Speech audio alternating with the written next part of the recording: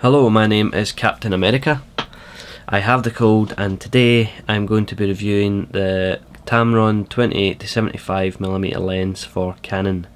I'm reviewing this lens because I'm actually going to sell it. Now, I'm not selling it because it's a bad lens, I've just replaced it with the Canon 17-A55 2.8. That has image stabilization on it, and we've moved more into video, and that's more useful than this lens has been, but it's been a great lens, so I'm going to do a quick review of it for anybody that's thinking about getting it, or you can buy it off me if you live in the UK.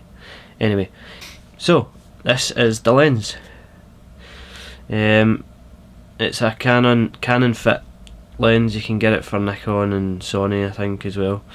I got it rather than getting the Canon 20-40-70 L lens, because this was really well reviewed, and I think at the time it cost me £320. In the UK, I think in America it cost about $500, whereas the Canon's like triple that. So for purposes of photography and video, if you've got it in a tripod or you've got really steady hands, it's excellent. It's a great lens, and it's the 2.8 is throughout the focal length, so it's also macro. If you can see that there, macro. No, it's not focusing very well, but and that allows you to focus very closely to subjects. I think it's roughly about 30cm. It allows you to focus in. It comes with a lens hood. It just screws on. A lot of lenses don't come with that, so that's pretty cool. Kind of protect it if you're going to bang against the wall. Anyway, yeah, I'll give you a quick look at then what it actually looks like. That's it. Yeah,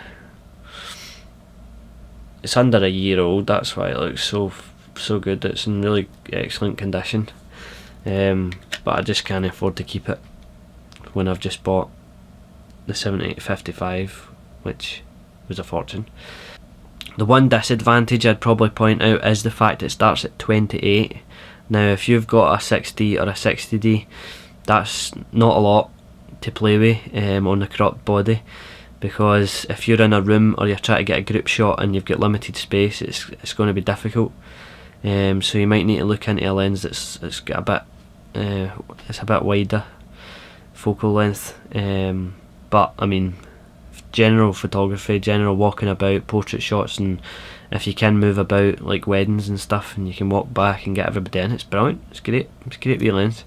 I'll just show you a wee look at the zoom. So the zoom ring's here, a nice big zoom ring, so it's easy enough to zoom it up, and that's it at 70-75. That's it, fully zoomed out. Sorry, I'm all over the joint here.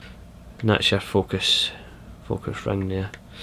You've also got here, you've got your manual and automatic focus switch, and you also have a lock, which a lot of lenses don't have. I noticed that when I was looking this lens up, everybody was raving on about how it's got a lock, and that's brilliant.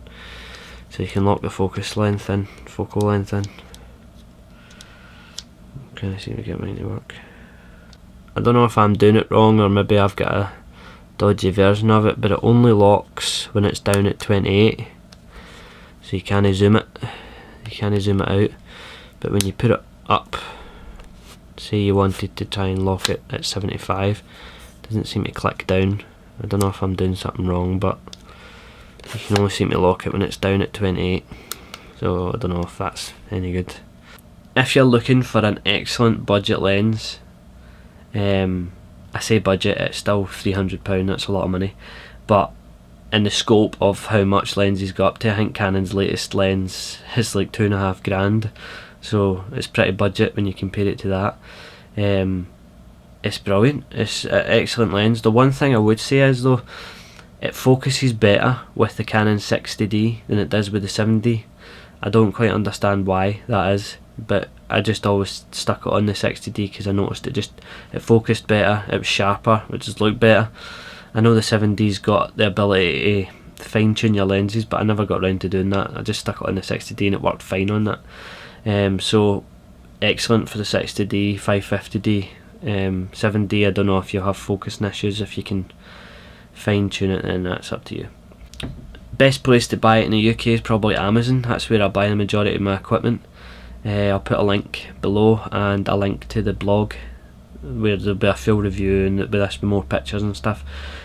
Excellent budget lens is the Tamron, as you can see there. Buy it, buy it, buy it, buy it, buy it.